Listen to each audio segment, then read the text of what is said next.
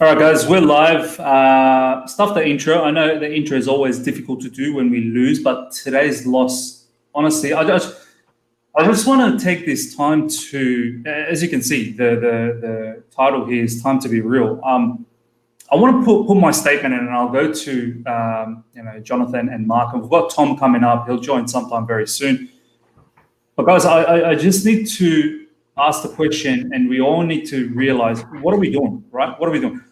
When I look at our situation and our club and all the sort of history we've created over the last couple of decades or so since Roman's taken over, it's always about winning trophies and consistently winning trophies. And I know this season we're not deemed to win the league. I get that, and I'm not expecting that. I never expected that, right? But I think we need to start really asking the questions. And I know a lot of people are going to talk about injuries. A lot of people are going to say, oh, new players have come in. I get that. But we've now played a good amount of game, and we should have a particular style or a plan or a strategy when players are out. You look at this Arsenal team who hasn't won for 2 months, and they've completely outplayed us. Look at the video that we just did before this, going into this particular review. All of us were so happy with the lineup. And when you look at the lineup, that lineup should be eating up Arsenal every day of the week, but we didn't. We looked clueless, crossing and hoping. There was a moment where Tammy Abraham's crossing it in for Kante. I mean, what's going on? Like, surely we need to have a better plan. And I know we're going to get deep into it, but I think the question that I want to ask each and every one of you guys, and please comment this, as I said, we as a fan base need to be very, very real today. I think we need to ask the question whether Frank Lampard is tactically, he knows his stuff. He has got the tactical know-how to lead us to winning a title down the track. I'm not saying this season. I'm not saying next season. But tactically, over the last season and this season so far, what we've seen, Frank's, had the time with the players. Tell me exactly, are we capable of tactically winning a title? Not winning an odd game against Jose Mourinho Spurs or that odd game against Sevilla, or coming up against Ole. I'm talking about long run. I'm talking about consistently playing tactically smart. I'm talking about proper football that wins your league consistently. And ask yourself the question if that's the case. I want to go to Johnatha first up, man. Johnatha, what's your reaction, man, after that game? Speechless. I'm angry watching that game, but I don't have it in me to just react because it was just one blow after another. We may change it at half time, didn't really change it. I mean, Hudson, other than Hudson-Odoi, I thought he was really good, one of the shining lights, but he's putting balls into the box that aren't going to get finished. Just from start to finish, not good enough. It's a disgrace, in my opinion. I know it's a strong word, and I'm not going to say Lampard out, as I've seen a lot of already on Twitter, but massive questions need to be asked of him. Here's the thing, though, Johnatha. I don't think we need to really reiterate this. I don't think we need to be Lampard out. I just need people to start assessing Lampard properly. You don't necessarily need to be Lampard out to say that he is not good enough tactically. You don't need to be Lampard out. Now, it's up to us as a fan base to say, okay, we'll give. Hey, Tom, thanks for coming in, man. Everyone, hello to Tom. But yeah, as I was saying, Jonathan, let's, for people that are Lampard out, for a second, forget that. Just think about the question: is Frank Lampard tactically going to lead us to a title? And I think that's where my issue is. So sorry to cut in, Jonathan. I'm just so annoyed, man. I'm so annoyed. No, it's really hard to open, really, because I'm still just seething from that, and it's hard to say all of our problems and compartmentalize it into one short statement, because I could go deep dive 90 minutes and talk about the game. So it's really tough. But I've questioned before whether Lampard affects the game enough. I've questioned whether his in-game management is good enough. I've questioned some of his decisions. As I said, I thought great change from Hudson-Odoi, bringing him on today. I get why he's brought Jorginho on in terms of trying to keep the ball. You've got Gilmour on the bench, maybe a better option. But yeah, just it's mentality-wise. I think we've got the ability, and we've been billed as title contenders, billed as not finishing the top four by media, fans, everyone. But I think this goes down, or we can trace it back to mentality. In the bigger games, scratch Arsenal's form and the players that they had on the pitch today. mentally, in the game, the FA Cup final, they did us mentality. And in this game, they've done us with their mentality. We just don't seem to have that winning mentality. And Mourinho, just before I close, Mourinho's made some good points on the Amazon Prime documentary about Tottenham, how these players know how to play football. Kane knows how to score a goal. It's about giving them the mental preparation to make them better players and to know what to do in certain situations. And these Chelsea players don't have the mentality right now to challenge in the best games. And we were massively, massively found out today by an Arsenal side that we should have put to the sword. Mark, I'll go straight to you. I'll let Tom sort of regain his thoughts. Mark, honestly, I saw no structure. I saw no tactical know-how today. I don't even know what our plan was in that match. First of all, I see two fullbacks, and from minute one, I could see these guys are not fit. Chilwell, I don't even think he was running hard enough. And how can he? He's injured. What happened to Emerson? What happened to Azpilicueta? Are they not capable of doing a job? Or are they safe for the Aston Villa game? I don't know. Look, for me, if these guys are not prepared to play proper football, like high-intensity football against, in a London derby, I don't know why they're starting. But regardless of that, every player, everything in midfield, Kante was shocking. I've never seen Kante this poor. His passes were mistimed. Everything. There was no build-up from the back. And as I said initially, it was all crosses. And I think I've seen you tweet many times as well throughout the match, Mark, that it's just crosses and hope. Crosses and hope. Yeah. I mean, come on, Mark. I mean, what's your state at the moment? How are you feeling? I'm fuming, to be honest. I'm fuming. I'm embarrassed. I think that's the word as well. As you said, there was... I was about to tell you there's no plan B or there's no plan C, but today I didn't even see. Bro, there's no plan A. There's no plan A. Exactly. That's what I was going to say. And basically, all I've seen during the game is just cross the ball into the box and wish for the best. So after 5 crosses into the box without no result, for me, it's clear that you need to mix things up. You can't just hope for the best in every time you go into the attack, because you're so predictable. We're so predictable going forward that it's amazing. And when I saw Tammy Abraham crossing the ball to Pulisic, then that I had enough of that game, to be honest, at that moment. When he's the one supposedly, he's supposed to header those balls in, and he's crossing it to a guy who I love. I think Christian Pulisic was one of the best today for us. He was probably the only one. He was the only one that was trying. Yeah, maybe him and Thiago Silva were the best, if I have to pick two. But the rest of the team was so flat, and we're not contending anything with this team or with this attitude, to be honest. Or this, I don't know. There's just no plan. There's no plan in going into the games, and it is worrying, to be honest. And I was watching today's game, and the first thing that came to my mind was Atletico Madrid. Remember when we were going? Yeah. Forget about that match, man. Forget about that match. Honestly, Miss, I did with you the live of the Champions League groups, right? Not groups. The round of 16. The draw, exactly. We did it together, and I was so positive about Chelsea. And one of the things that I said was, well, you never know. There's a lot of time from now to February. Things can change. And I was saying this thinking about Atletico Madrid, but things have changed suddenly for us. So we really need to get back into winning ways and start mixing things up. We can't continue like this. Nah, man. Tom, I don't know, man. I feel like when I look back at that Everton loss, and I said to myself, that must have been an uncharacteristic sort of situation because we were in a bit of a run. Then we lost against Wolves, and Johnatha was here with me doing the review, and I was fuming. Now this is not a loss. No. This is I can't swear because I don't swear in my channel. But I know you boys know in group chats I've been swearing. But I've got to ask the question, Tom, that I don't know, man. I feel like long term, Frank Lampard, honestly, I don't think he's a tactically well-drilled manager to lead us for titles and trophies. I mean, what's your thoughts? I'm not saying Frank Lampard out. I've never been a particular fan who's an advocate of being a manager out. I'm just putting out the question for the fan base to realize, what do we want here?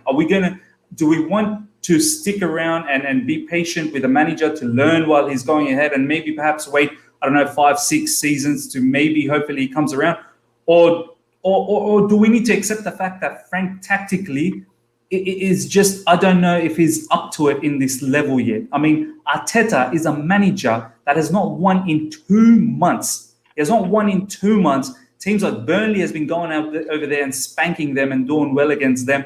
Aston Villa has put them over. We've got Aston Villa next up. And Arteta today looked so much more sharper. He looked like the manager who was fifth in the table. And we looked like the team that was fighting for relegation. Your thoughts, man?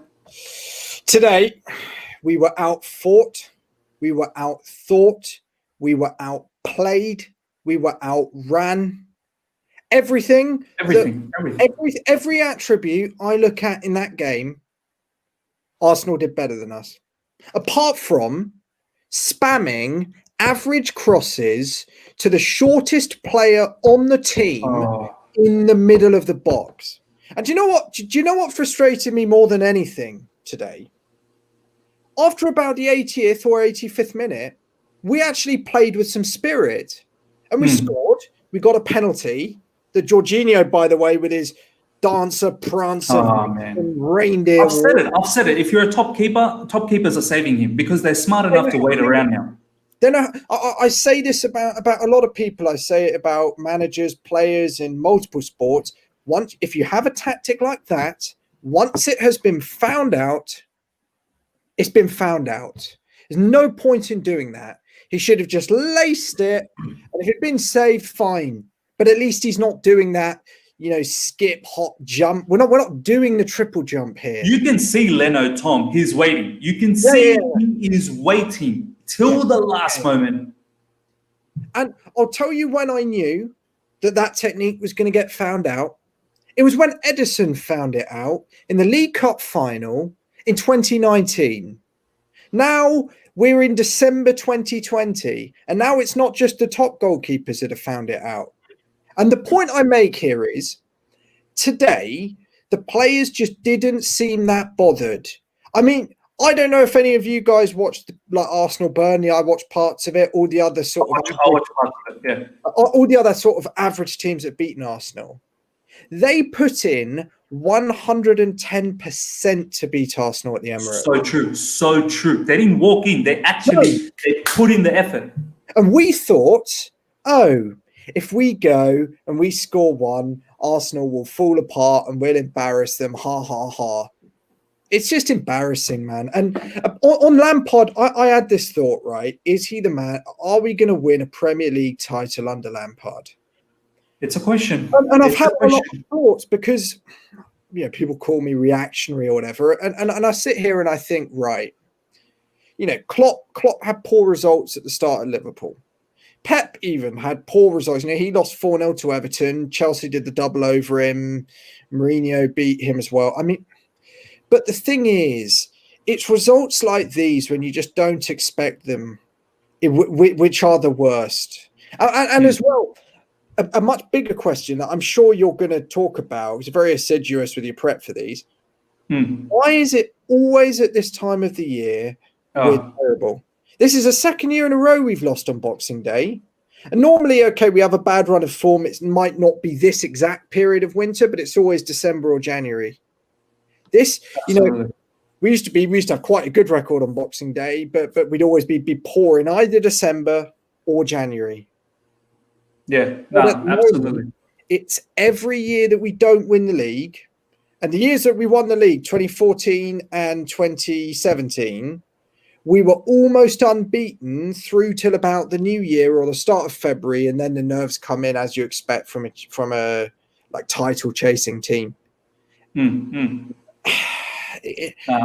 just don't know where to go from here, to be completely honest with you. Sorry, No, absolutely, man. There's a really good comment here. The worst part about the game was the Arsenal best player, Oba Partey Gabriel, didn't even play. I mean, thanks for rubbing in salt into the wounds. That's so true.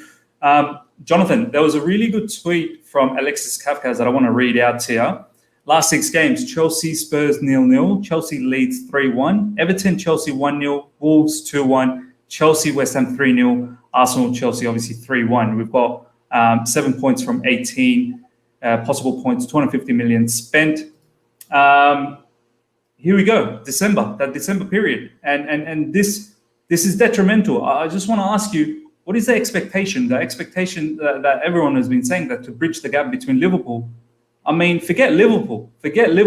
Like, we've got issues on our own, style and what we want to do. Your thoughts about our progress so far, man?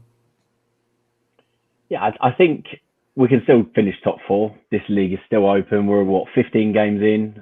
We're normally a bit further on, but obviously because of where we are in the world, we're only 15 games in. So there's still a long way to go and time to turn it around. But there's a very good comment from Kana about 5 minutes ago saying Chelsea's not the club for providing on-the-job training for Lampard. Couldn't put it better myself. I mean, yes, he's still young in terms of a manager, but he had a winning mentality as a player, and he's got to instill that as a manager now, because as I said, and I'll continue to repeat it, mentality-wise, we are nowhere near good enough. We have the ability, we've got the names, we've signed some great players who have the ability now, they have the potential for the future. But if you don't instill that mentality into them, games like this will happen. And we've just been inconsistent. We've lost silly games and we've dropped points where we shouldn't have. If you look at every game this season where we've dropped points, if you look at it, forget actually looking at the game and what happened. But on the face of it, you think, how have you dropped points there? West Brom, Southampton, this game today, how have we dropped points?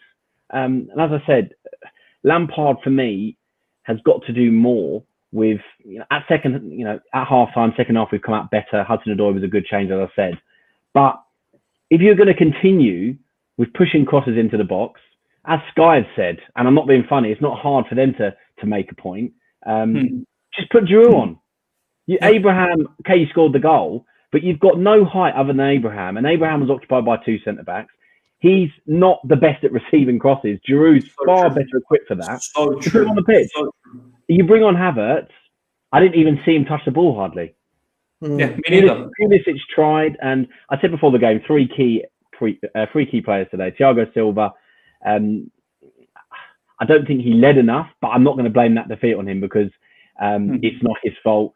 Kante, not his best game at all today. Got overran. That's why I don't think bringing someone like Jorginho on to try and control midfield where he lacks pace as well, and a bit of intensity, he didn't instill that. And then the other one was Pulisic, and that's one person that you can't complain at today. Pulisic and Hudson-Odoi, I don't really have any complaints about. But the rest, there's so much. It's really, really hard to compose yourself. And as I said earlier, to compartmentalize this and say this is what was wrong, because I don't want to be reactionary and say that Lampard has, it's not the end of the world. It's just football. It's just one game. We can turn it around. We have got time, but so much needs to change. We need to stop being one-dimensional.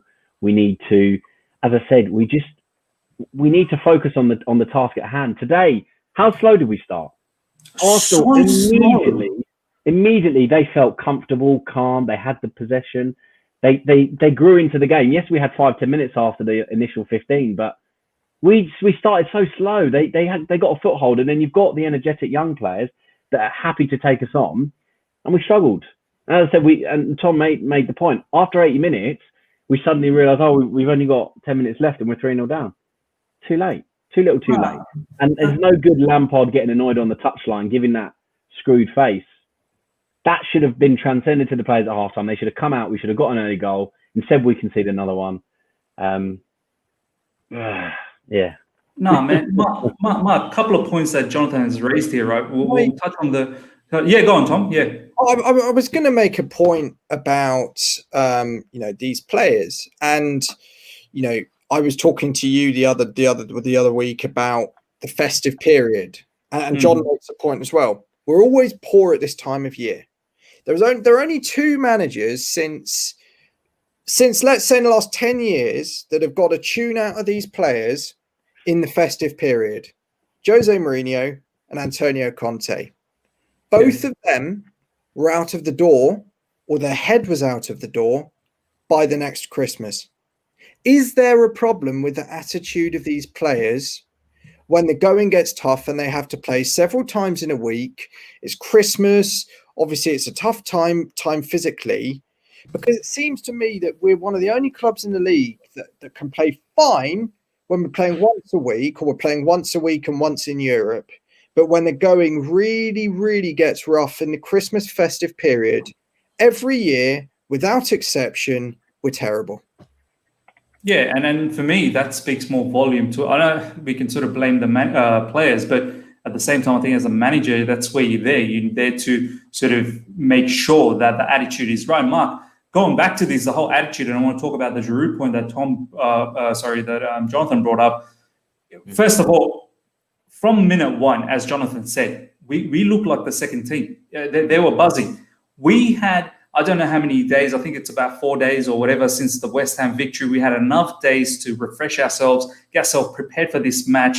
We were buzzing off the back of that very good victory against West Ham, albeit, we didn't control the match too much, but we controlled it without the ball.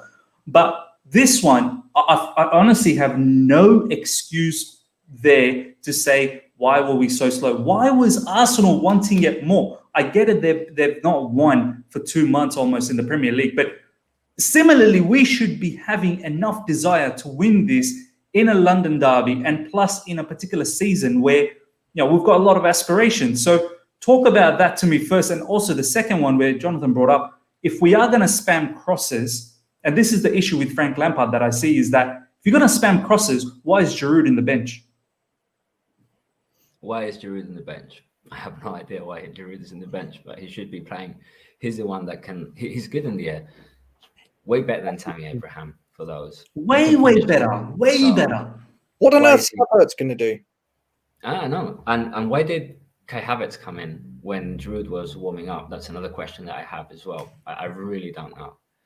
And, turning back to the point that Jonathan said before, I actually agree a lot because, I think Mourinho stated this sometime a few weeks ago, where I see a lot of Lampard talking to the players when we're winning, but when we're losing, I just don't see anything from him. True.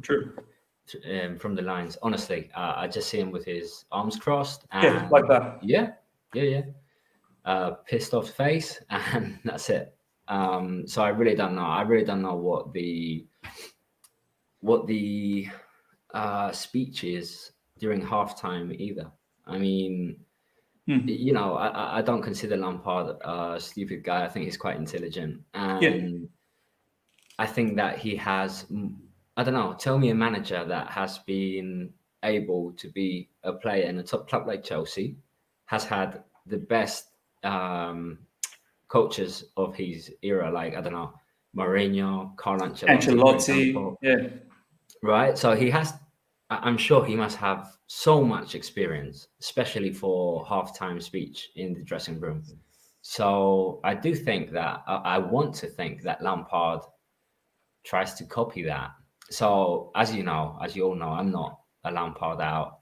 I don't think that everything is Lampard's fault. As Tom said, I haven't seen the desire from part of the players to come in and win the game. I hate to say this, but full credit to Arsenal, honestly. Since it started, absolutely, they did everything they could to win the game. And they won. Just a message here, so sorry to cut you there, Mark. No problem. To all the fans and to every single one of the viewers that are going to watch this, there's quite a few that have logged on and watching it, and there's a lot in social media that are commenting. I just want to say, please do not banter Arsenal again. And this is a message for me as well. Like, we've taken the mick from them all this time, and they've gone in and they've done us like that. I don't think we've got any right to go at any other clubs. We need to focus on us. There's a lot of banter, a lot of people who loves doing the banters, but we're not in any position to muck around anymore, honestly. Sorry to cut you off, Mark, but yeah, go on, man. No, that's fine. And it's a fair comment because it's something that I was telling my girlfriend during the game. Like I said, I can't believe I'm so stupid that I'm always bantering rival clubs like Manchester United, Arsenal. I'm the first one to do it, if I'm honest. And I've told her I'm not doing it for the rest of the season. That's it. Yeah. Because we have no right to do it. We have no right to do it, honestly. Boys, let's do the player analysis and let's go to Tom. We'll go one by one, different players. First of all, man, Tom, I want to start from the top, man. Timo Werner, once again, rubbish. I'm not going to hold back, man. This guy was absolutely rubbish and he got hooked off at halftime. He's been rubbish probably for the last 2 months. Yeah, he's been chipping in with some assists and whatnot, and his work rate is great, but I feel like his first touch and whatnot, I don't think he's been good enough. And today, this game, there's a lot of people that have been saying that Werner could have taken a bit of rest. Perhaps we could have started with Callum Hudson-Odoi and Tammy up front with Pulisic or whoever else.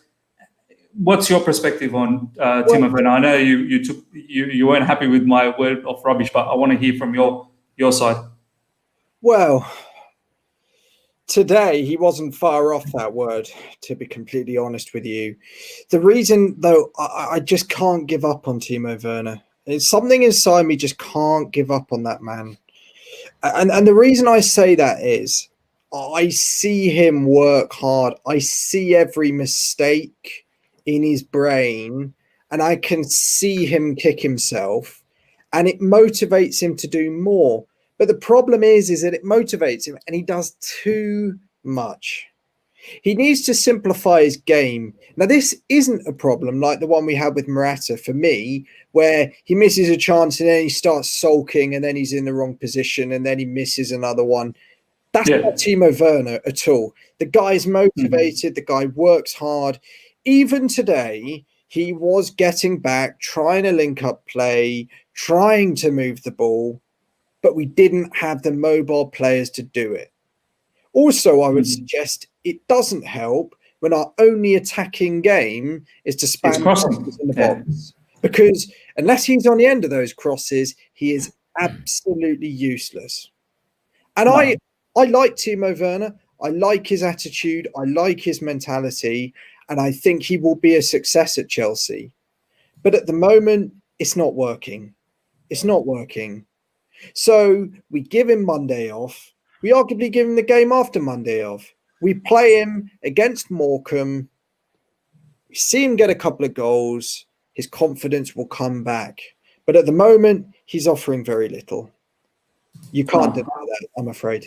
No, I have to agree that next game, I've seen enough of Callum Hudson-Odoi in this particular game to warrant that he deserves a start in the next one. And probably, and you're right, look, when I say he's been rubbish, I'm purely talking about his gameplay. I'm not talking about his attitude. His attitude has been tops, but his gameplay has not been there. And perhaps he just needs to come back into the centre forward position and not play in the wings. Jonathan, Tammy Abraham for you, man. For me, look, I'm not going to be too harsh on him because I feel like, I don't know if there was too much that he could have done in that match. Midfield, I was really, really annoyed with that midfield not dominating Arsenal's midfield.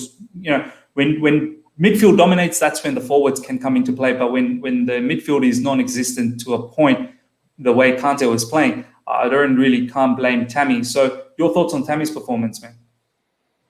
It doesn't suit his play to just constantly put balls into the box. There's a couple of times where he jumped too early or jumped too late or wasn't in the right positions, not gambling. And that's one of my bugbears about strikers.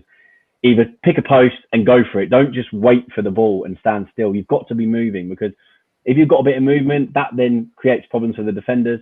But yeah, I can't blame him too much. He got a goal as well, and did try. He's one of those guys again that you can tell there was a point about 50 minutes in where he thumped the ball with his hand as it went out. He tries, he cares, and you can't blame, or you can't have a go at his willingness and mentality, because it's, he wants to win.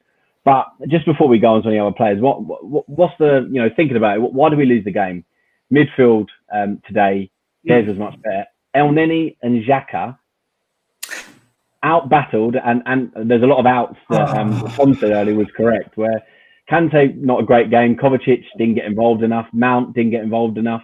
Those two were every second ball. Every time they needed to get the ball and move it quickly to one of the young, gifted attacking players, they did it. Today, we just seemed get out wide and faff around with it and try and get the ball in the box. And they just said, okay, well, we'll just set up nice and easy, compact. Oh, balls come in the box, second ball, they win it every time and they get rid of it and they put it to their players. And there was some comments in the comments saying about how they doubled up on Chilwell and James. They both went at races today. I know we'll go on to that, but those are the two key areas for me. Isolating the fullbacks, going at, that was our weak link today, and that's usually our strong point. 100%. And the midfield really, really poor. I mean, it's taken me 29 minutes to calm myself and be a bit cohesive. But it's taken me 29 minutes to have a bit of a laugh about this. But Mark, in regards to what Johnatha said, I agree. The midfield was non-existent, and I think to even think about that, Xhaka and El Nani, two players, I kid you not, like I honestly go to Arsenal Fan TV to have a good laugh and banter. And these guys, I'm telling you, the kind of words they talk about Xhaka and El Nani is borderline. It's not even disrespect. It's illegal the way they talk about some of these players. Like they do not want to see Xhaka, and they absolutely do not rate El Nani. These two dominated Kovacic, Mason Mount, and Kante. And that itself, we'll talk about it. First of all, I want to talk about now the next few players. So we've said, we talked about Tammy, we talked about Pulisic, but I want to now talk about the fullbacks as Johnatha. It's very, very key. Both Reece James and Chilwell, Mark, why have they started? Why? I mean, are Azpilicueta and Emerson not capable of playing 2 games? Like, they have not played anything this season so far. And especially Azpilicueta. We're talking about a guy that barely missed a game during the whole season. So I'm sure the guy can play 2 games in a row. And then you have Emerson, which he's not my cup of tea, but he's done it really well in the last games. Why not bring him in if Chilwell and Reece James are not? A fit Emerson is better than an injured Chilwell, right? Yeah, absolutely. Absolutely. I mean, as you guys said, as soon as we were 5 minutes in the game, I saw Reece James and Ben Chilwell. They were the slowest players. They were trying to run, like sprint, and they just couldn't get in time into the ball. And honestly, I was excited when I saw Ben Chilwell and Reece James in the starting 11. To be honest, I was really excited about it. But you could see they weren't ready. They weren't ready for it, and especially Reece James. For me, Reece James is a guy that I love, and I think he's been one of our best players of the season so far. But today, I think he had the worst performance I've seen Reece James ever play. You can tell he was out of it. You can tell he was They weren't fit. They weren't fit. Yeah, they weren't fit. And let's be honest, I know Johnatha commented on this in halftime I saw, or even throughout the match, where Reece James got done. And we've seen him get done like that in the wings area, how he easily just gets circled around, and then he has the light. Whether it's a penalty or not, it probably was. It had a little touch. I know a lot of people were saying, was there any touch? I don't really care. At the end of the day, we've seen Reece James get done like that a few times where, the wingers go wide and then they cut in and they do a circle around him. And this is where I feel like, as Azpilicueta, I feel like it was a bit of a disrespect that he's fit. And, Reece James, who's not even completely fit, started. Tom, I want to talk to you about Thiago Silva and Zuma now, just to wrap up the backline part of things. I thought Thiago Silva, as Mark's mentioned a few times today already, that he was decent, but I don't think he could have done anything else in terms of being a leader in the pitch when every department was off. Yeah, it was a nondescript performance from both the centre-backs. I mean, I can't point to them being incredibly bad, either of them, but I would suggest that there's been very little leadership. Even from set pieces, uncharacteristically, Zuma didn't really look very dangerous today. Yeah, one header that flew, ballooned over the bar. And actually, I think their coordination with Mendy today was probably the most poor thing I picked up on. The fact that there were times where he was passing it out, he got intercepted, he was creating chances for them, and Mendy's looking shaky as well, Tom. Yeah, Sorry to I was going to bring this up. One needs to question now: has the honeymoon for Edouard Mendy just sort of ticked off now? Has the kind of welcome hangover just wearing off? I'm not doubting he's the best goalkeeper at the club. When you got Kepa and Willy Caballero as the other two, you can't, There's not much competition. But is he... Look, I made this point when I was last on here. The guy wasn't a 70 million signing. No one expected him to be the best in the world. But in the longer term, he's got to stop doing that. He's got to stop doing that. The distribution, there are times today, and I said it with Kepa in his first season, you can play all that nice pass out from the back if you want, pretend to be Pep Guardiola and Edison, but sometimes it's better to thump it long. Just thump it out. And there are about 3 or 4 times he didn't do it today. And I don't think it's necessarily the management, because I said exactly the same under Sarri. I think possibly a bit less under Conte. But of the defence, aside from the fullbacks, I actually think Mendy was in some ways the most disappointing today in terms of distribution. Sorry to take the question in a slightly different direction. No. Makes sense, man. Makes sense. Jonathan, let's talk about the midfield. You did bring up a really, really good point, and we've been harping up about that. Why has our midfield struggled? This is meant to be, when you think about it, seriously speaking, this midfield of Mount, Kante, and Kovacic is not that bad. It's a good midfield. I know a lot of people can say, Havertz needs to be in and whatnot. Havertz hasn't been in form at all. When he came on in the second half, in that last few 10 minutes, as the boys, I think Mark was saying, I don't even think he touched, or even you yourself, Jonathan, you said as well, you didn't really see much of Havertz at all. But going back to the point of Mount, Kovacic, and Kante, why have they struggled against Xhaka and El Nani? Yeah, Kante didn't look at the races today. That free kick that he gave away for their second goal was a bit uncharacteristic. He just jumped in a bit too much. I know he does try and win the ball, but not in that sort of area. I just think we were just outran and outthought, because we were, when we had the ball, it was quite slow in the back. They ended up pressing us quite high in the second half. Obviously, we were so keen to just get it out wide. We were bypassing those 3. And then every time Arsenal got the ball, they got it to their 2 holding, and they just got rid of it. So they bypassed our midfield every single time. So, Kovacic and Mount, I'd say they try and get involved, but they're bypassed. Yeah, they're bypassed. And Kante was at times on his own, and he struggled. And I've said, as much as I love Kante, and I've said before, because of his injuries, that if we had like an 80-90 million pound bid, I would have accepted it, just because he's not going to improve anymore. We know the ceiling. He's not going to get any better because of his age and everything. And he's been great at times in the DM. But if you go through the history of what I've said, I've questioned at times in big games when he has players, 1, 2, 3 players around him, like Arsenal have today.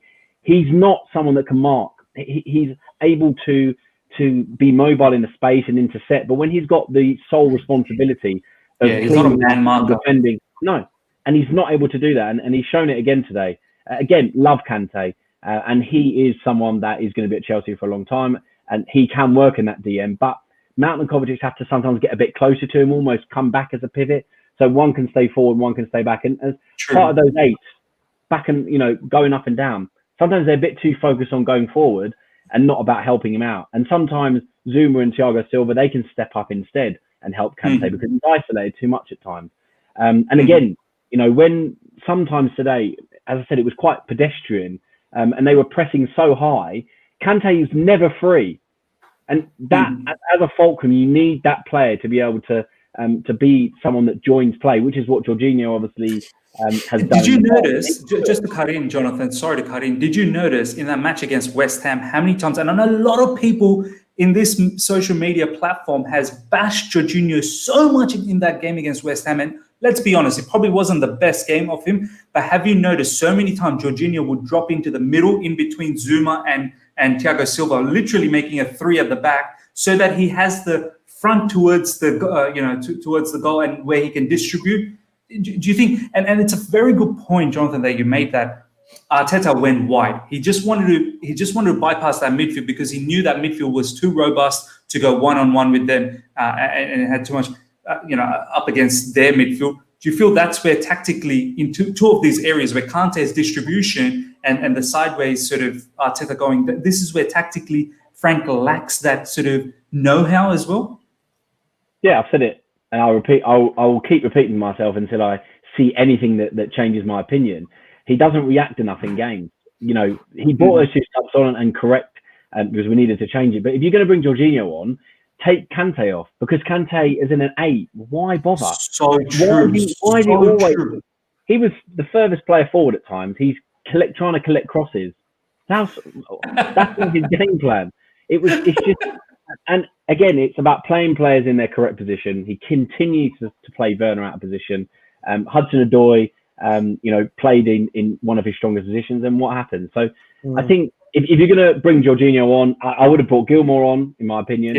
But if you're going to bring Jorginho on, take Kante off. I don't see the reasoning behind there. And I think Lampard's got to be accountable for his actions. I'm not saying it's all his fault, because today the players didn't turn up, and I'm sure he wasn't telling them to be that poor. But you've got to do more as a manager. I've coached teams, youth teams. I'm not a world-class coach. I'm not anywhere near Lampard's ability, but you have to, when a coach makes a change or does something in a game that negatively impacts your team, you have to react to it. And we don't do it enough under Lampard. And it is really frustrating, because it's so clear to see. 100%, Johnathan. This clip, honestly, I'm going to take out and I'm going to tweet, and people need to understand this. You've said this before, and I tweeted that, and you've said it again this time. I think it's very crucial to people to start realizing and be honest about this, that Frank Lampard honestly does not react quick enough, and he does not react smart enough at times where, Johnathan, as you've said, you could see, I could see, I'm sure Tom and Mark could see as well in the game, that they kept on bypassing our midfield and they kept on attacking Reece James and Chilwell, because they know very well these two are not fit, and they just isolated them and kept on going towards them.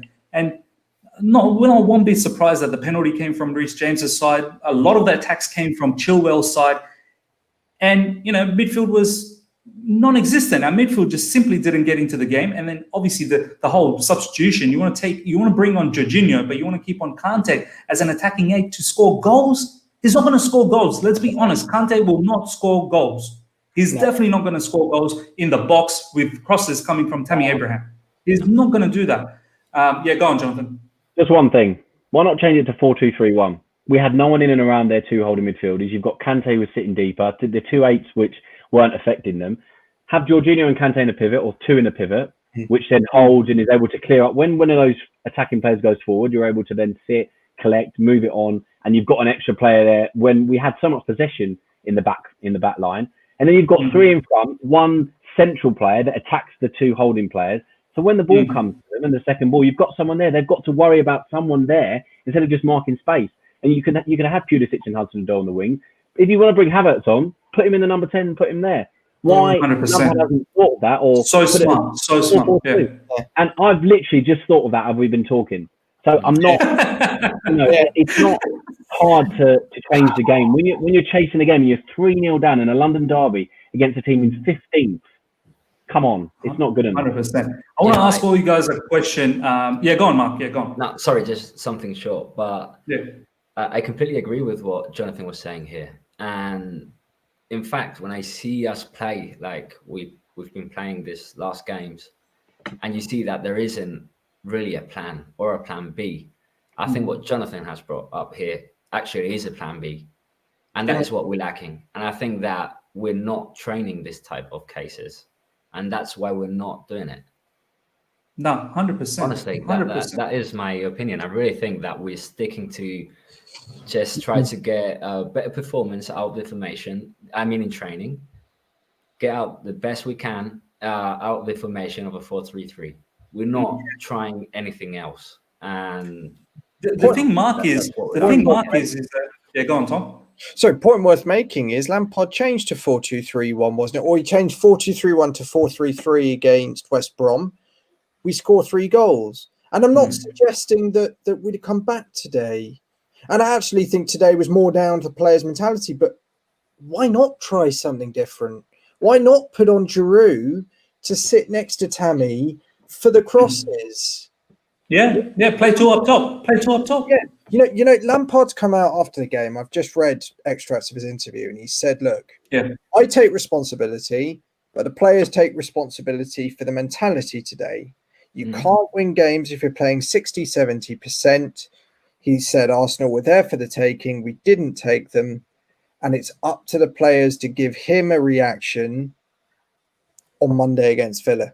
But for me, we've got to see if Lampard really does take responsibility, whether he really does change the shape, whether he does change the personnel. Because, as you guys were saying, it seemed, even Maurizio Sarri, and I don't like referring to previous managers, but I think it sometimes is fair when, and I'm not suggesting it's any of you guys, but others across the platform look at, Lampard in a certain way. Even Maurizio Sarri changed tactics in game to 4-2-3-1, 4, whatever. Antonio Conte did it. Everyone did it. Yet today he stuck with the same shape, and nobody really can explain that. At 3-0 down, you throw caution to the wind. And you don't throw caution to the wind when there's 10 minutes to play. You do it when there's 30 minutes. So you actually, if we got one in the 65th minute, suddenly there is a chance. 100%, 100%. This go on, man. That goes through my mind, and it's actually two questions. One of them is the fact that Timo Werner he was off after before the second half started. My two questions here is, one, are we saving him for Villa? Or two, was Frank punishing Timo Werner here? And I'm asking this because after I saw how fit Callum Hudson-Odoi was, because that was a doubt that I had. Yeah. But after seeing this, my question is, would the game changed if we started with Callum Hudson-Odoi in the right wing, Christian Pulisic in the left, and Timo Werner up front? Because I'll tell you something. I think it would have. I don't know, but I'll tell you something, and maybe you don't agree with me here, but I do agree a lot with what Tom was saying about Timo Werner. I think he's going to be one of the Premier League's best in the future. And, he started as well without scoring many goals until he scored a penalty, and then suddenly he had a run of scoring in different games. Today, as soon as we had that penalty, I missed Timo Werner. I know that Timo Werner would have nailed that in, So. And at 3-2, you don't know what could have happened. I just want to add, before I start going to the final questions to all you guys, I just want to add that all you boys have brought up the point that, Frank could see what was materializing in front of his eyes. He could see, I know he said that the players need to take the blame, the mentality wasn't there. Fair enough, but that's on you to start changing something in the system, in the formation, something to shake them up, to wake them up in the game. You don't wait for half time to do that. You saw it from the get-go that they were bypassing our midfield and going through the, fullbacks. I don't know, do something different on the 35th minute or the 40th minute. Get someone on and just go, I'm going to rattle things up because this is not good enough. I'm not going to wait till halftime speech and give them a blasting. I'm just going to rattle things up, just making one change here so that the boys know that this was not good enough. And this is where I feel like he's just too traditional for me. He's just, I'll wait till halftime, see how things are, and then I'll make the changes at halftime, have a conversation. But yeah, you boys are right. Change even with the players that we had. Perhaps get Mount to be side by side with Kante and play two. Perhaps put Werner up front with Tammy.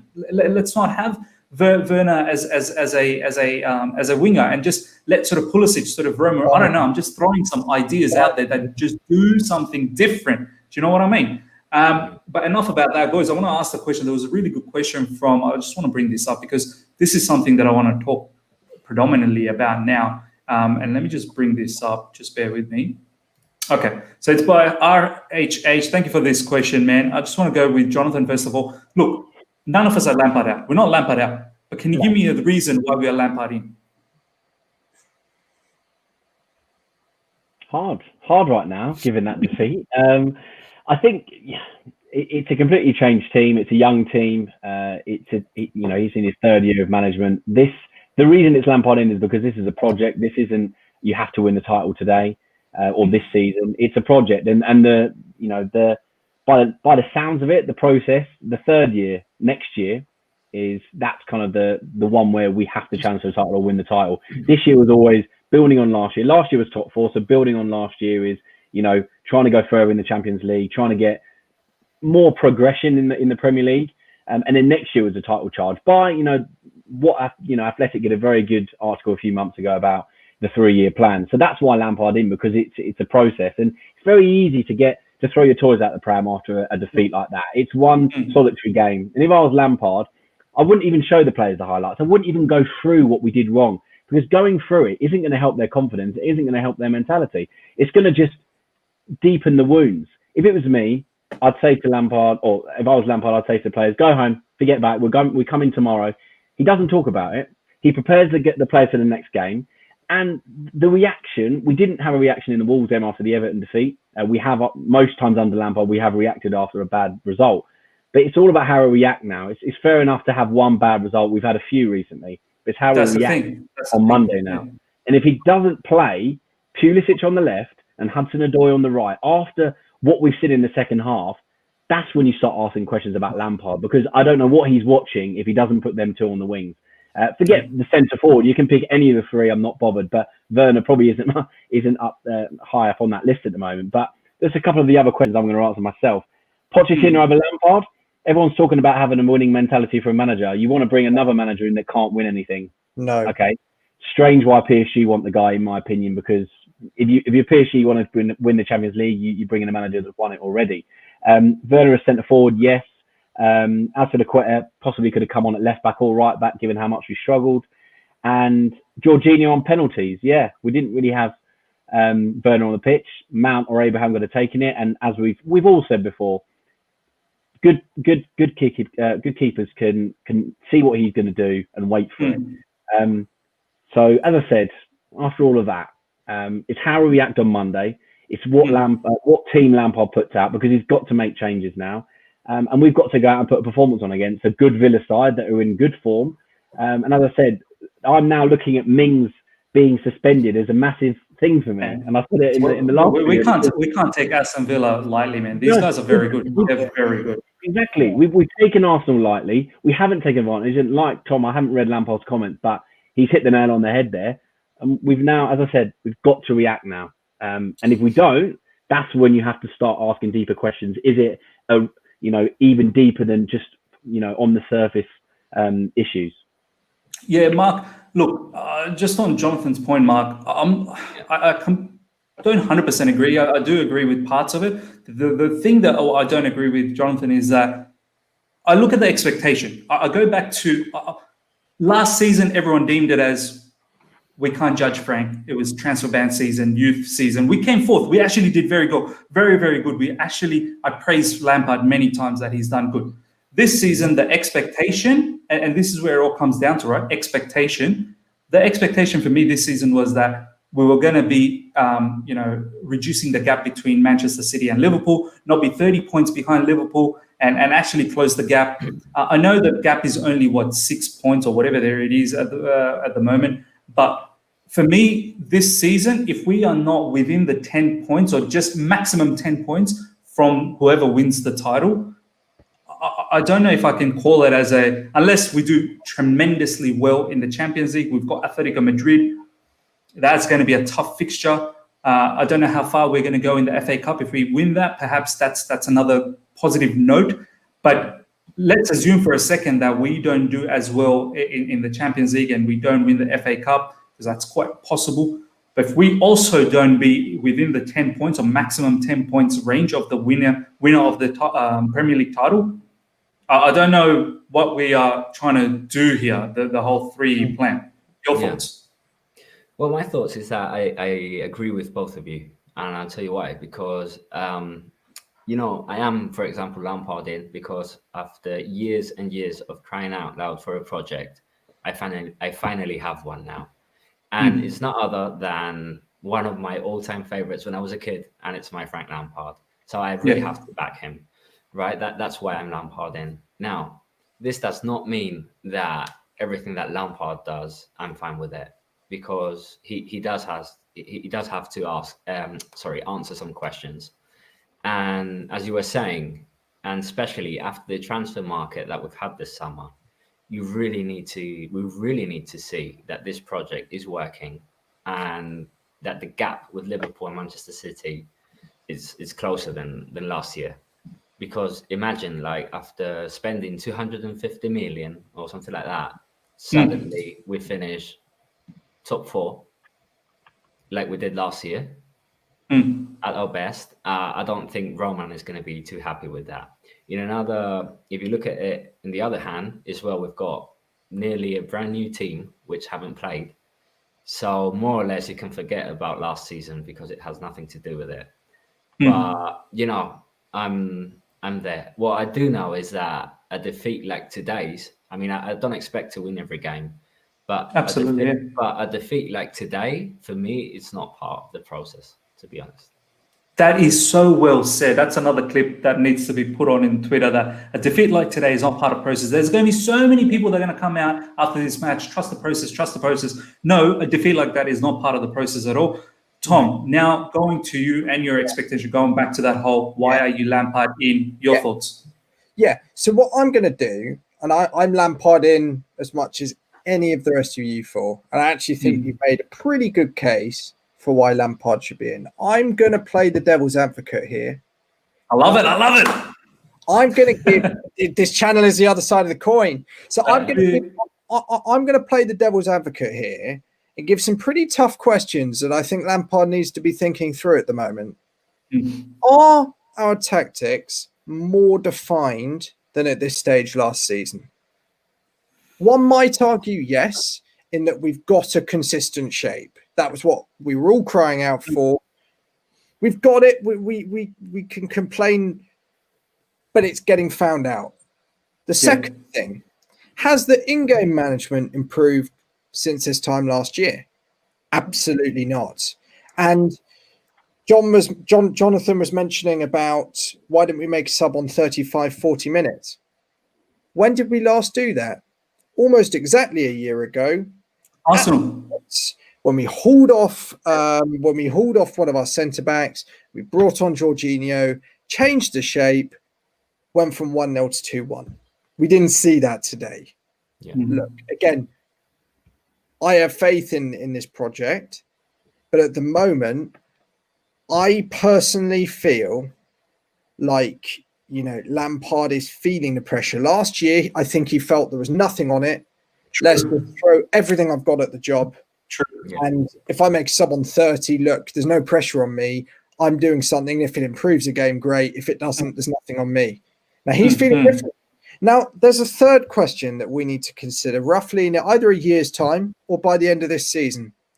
Is he getting the best out of our new players? This question... Bro, these are some questions. My point here would be no. And the reason I say that is I think Werner, unfortunately, his confidence is getting burnt out. Havertz, I don't think is being used in the right way. As much, again, as I like him, and I think he will thrive under Lampard. Chilwell, okay, he's got one position today. He was misused, but actually Chilwell's been fine. Thiago, obviously, again, he's a system player. I won't say system player, but a player with a defined role. Hakim Ziyech is now on the treatment table, which, again, can't be all put on the manager. But it's something we have to consider here. And you're right, Tom. Like, just to cut in, sorry, man, I want to say that players like Hakim Ziyech, Timo Werner, Kai Havertz, and even the likes of Thiago Silva and whoever else, they won't appreciate the form that we're in. And if this continues any longer, I'm telling you, these players are too good to stay quiet.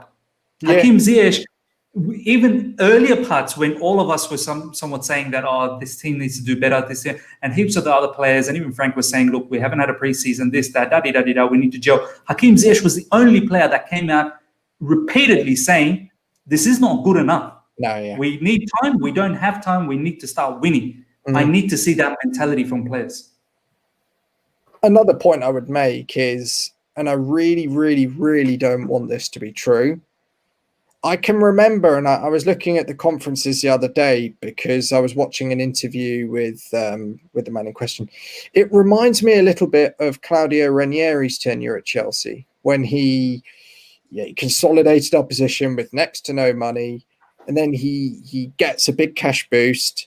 He comes in front of the press, I'm Mr. Serious now. I'm going to win the league. And he actually did well. He got us within 11 of Arsenal. But it was clear that that final step was going to be incredibly difficult under him. Now, I have hope that Lampard can be more than that. I don't believe it's the same. But at the moment, Lampard can't be a Mr. Nice Guy excusing these players any longer and accepting results like these. He's been given an armory of players who are top quality. He has to use them properly. He has to use them properly. And those three questions are the questions I'm keeping on asking myself on the future of Frank Lampard. Now, I don't want to say, top four he's out or whatever. And I believe that there's a project here, but I think he almost has to manage as if there's nothing on him anymore. Like he has to manage, he's got to take risks. And I feel like this season, he's not necessarily taken enough risks. And he's got, last year he had nothing, no pressure. He took those risks and they worked out. They were genius at times. I'm thinking Ajax. I'm thinking the Emirates last year. There are other great results. Tottenham last year when he went to the back three. We haven't seen those moments this year. And it's probably entirely natural, but I want to see those moments again. And if I were the board in some ways, the way we're going to see those moments is by somebody coming to him and saying, look, I get the pressure that's on you. Forget the amount of money we've spent. Do it your way. No, for sure, man. For sure, Tom. But all three of you guys have provided such great comments in the final part. It's all going to be retweeted, tweeted the whole way because there's some superb points here. I know, Jonathan, you've been dying to get some food for your missus, so sorry about the time. Let's end the whole thing quickly in regards to Aston Villa. Jonathan, just a quick word. What can we expect? This is not going to be an easy match. No, we can't play like we did against West Ham. We can't play like we did against Arsenal. Something's got to give. Something's got to change. And as I said, we've got to wipe the slate clean after today. It's very easy. I'm watching that game. We're an hour after. We're angry. We're annoyed because as fans, we give our time and our love for the club, and we feel like sometimes these players don't give enough. And today is unfortunately one of those days where we just don't feel like they give enough, and that's why it hurts more because it doesn't feel like we left everything out on the pitch. If you leave everything out on the pitch, no complaint. But when you don't, that's when, as a fan, it can be very annoying. But as I said, it could be a good thing we've got Villa on Monday. The fact that we've got no time to dwell on this defeat, and the fact that we could come back and if we get a win, suddenly, we're fine again. Because after the West Ham defeat, suddenly a lot of the murmurs about the two defeats go away. So that's the problem with social media. That is the problem with how we are as consumers in 2020. We want everything here and now. We're not prepared to wait for it, and we are impatient. We've got to be patient at least until the end of the season. We can't judge Lampard quite yet. It's still a season and a half in.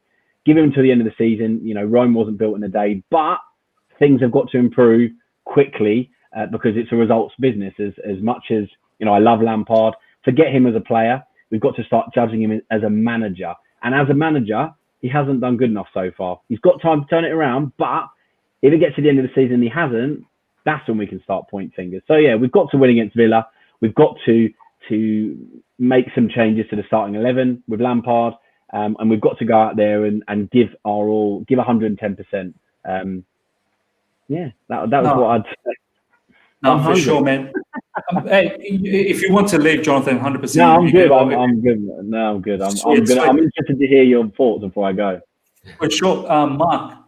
We've just made a banter club. Everyone's been saying banter club. We've made them look so good. Honestly, it just baffles me. We've got Grealish coming up on Monday. Your thoughts about the Aston Villa game, man? I'm worried, man. I'm really worried after today. I really don't know what to expect for the Aston Villa game.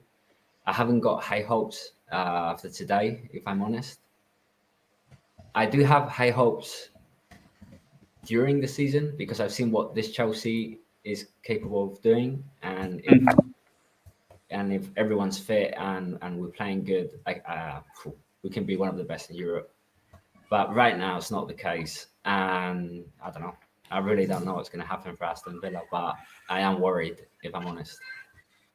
No, for sure, man. I'm worried too. Tom, I mean, Aston Villa game, surely this is I mean, I know this was a must win. I know almost every game is a must win, but if if it's not 3 points against Aston Villa. Mate, we're on a cliff edge right now, and we don't want to go into meltdown. We've been into meltdown on enough times with this club at this time of year. I don't want it. We don't need it. And that's why there's no choice but for a win. Obviously, Ross Barkley can't play for Villa, which is A+. But we know that if we play like this again today, we'll get punished. We'll lose. It's as simple as that. Aston Villa won 3-0 with a man down today. Yeah. If we play like this again on Monday, we will lose. So we can't play like that again. Simple as that. That's all I've got to say. I know Jonathan's got food to make. I've got food to get. I've got a pizza sat downstairs that's cold. Probably expresses my feelings about the game today. A sort of cold pizza shriveling up inside. Boys, thank you so much for your time. Thank you to each and every one of you guys that have joined. And please smash the like button. It helps the channel out a lot if you enjoyed this review. And please leave your comments in the video down. Post the live, and all of us will come down and try and answer as much as we can. And yeah, thanks to each and one of you guys, my guests, Jonathan, Tom, Mark, for taking this time out. I know you've all got food to eat. I hope you guys can enjoy somewhat. I've got the whole day to now ponder on this particular crappy performance, so at least you guys can sleep it off. It's 7:35 a.m. for me. I woke up at 3:30 to do this, just to let everyone know. But yeah, guys, we will all do this again against Aston Villa. I can just hope that we win. I'm not confident, just the way I wasn't very confident against West Ham. We got the win. Hopefully we try and turn this around, because this Aston Villa team is actually better than the West Ham team. So that's my point. So let's see what happens. Until next time, guys. See ya.